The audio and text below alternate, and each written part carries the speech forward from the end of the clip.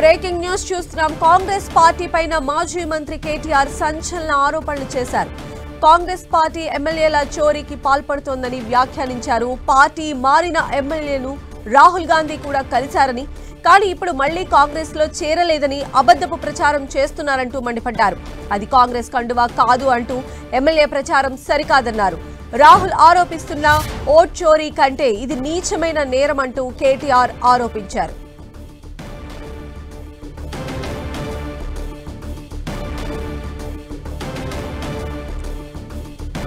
So Congress పార్టీకి సంబంధించి కేటీఆర్ చేసిన లేటెస్ట్ ట్వీట్ మనం 10 టీవీ స్క్రీన్ పైన చూస్తూ ఉన్నాం. కాంగ్రెస్ పార్టీ ఎమ్మెల్యేల చోరీకి పాల్పడుతోందని ఆయన చాలా ఘాటుగా వ్యాఖ్యానించారు. పార్టీ మారిన ఎమ్మెల్యేను రాహుల్ గాంధీ కూడా కలిశారని, వారికి సంబంధించినటువంటి పిక్స్ కూడా పోస్ట్ చేయడం జరిగింది. కానీ ఇప్పుడు మళ్లీ కాంగ్రెస్ లో చేరలేదని అబద్ధపు ప్రచారం చేస్తున్నారంటూ కూడా కేటీఆర్ మండిపడ్డారు. అది కాంగ్రెస్ కండువా కాదు అంటూ ఎమ్మెల్యే ప్రచారం చేయడం కూడా కరెక్ట్ కాదంటున్నారు.